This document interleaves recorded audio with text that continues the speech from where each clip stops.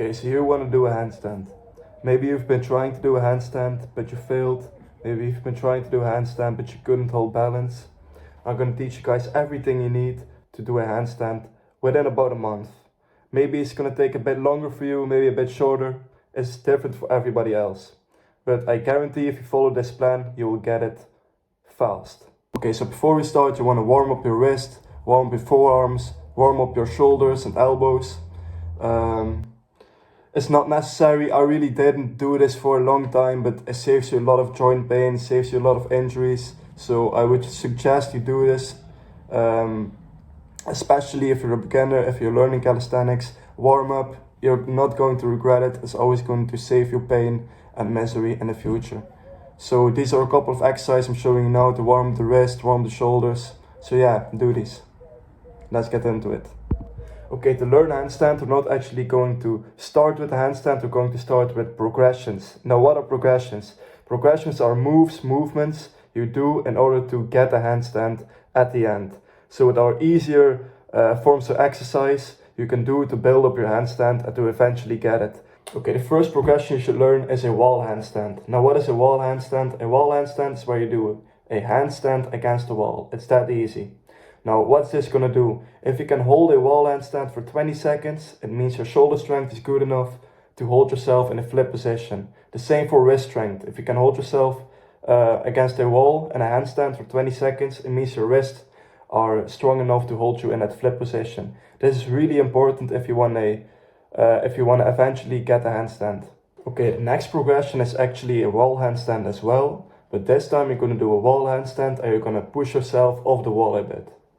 You're going to push yourself off the wall a bit with your feet and you're going to try to stabilize yourself with your fingers. This is not going to come easy. This is going to come with a lot of frustration. It's going to be hard at the beginning. You're not going to feel the balance. You're not going to be able to stabilize well. But this will come. Every time you do this, it will get easier and easier and easier. I like to see it like this. It's exponential growth. The first day you're going to be shit. But the next day you're going to be 1% better. And the next day you're going to be 1% better on top of that 1% that you made yesterday. So it's going to be easier and easier and easier. And it's going to be more fun. The longer you go. The more progress you make, the more fun it's going to be. And the more motivation you will get to go through. So just stick to this hard point at the beginning. Those hard progressions. And you will eventually get it. I promise. Okay, so we are able to do a wall handstand. What is the next progression? The next progression is handstand walking. This is where you take some space for yourself, maybe your garden, maybe it doesn't matter. You just need some space. Maybe you have a big room where you can practice this.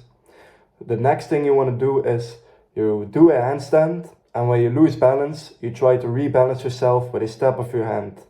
So if you go too far over, you just set your hand. Then you will fall another way and you try to stabilize yourself again and again with your hands.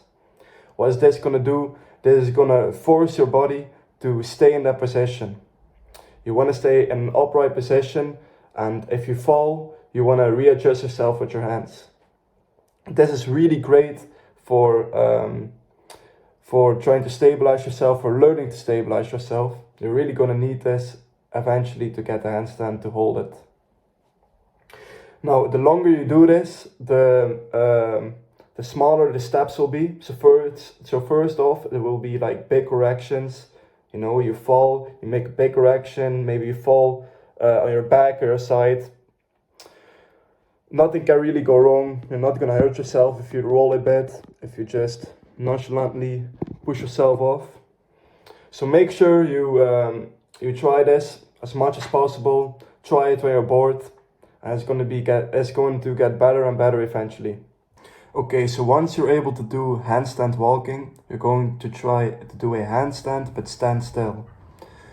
If you are able to do this, or if you're able to do this for a couple of seconds, you will notice that your body is not in an upright position.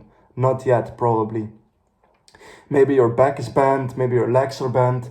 These are ways for your body to stay in that position for now. Because it's the only position that your body is able to do it now. Because it doesn't have the balance and the shoulder strength yet to fully put yourself in an upright position. But this will come with time. This will come with practicing those handstands.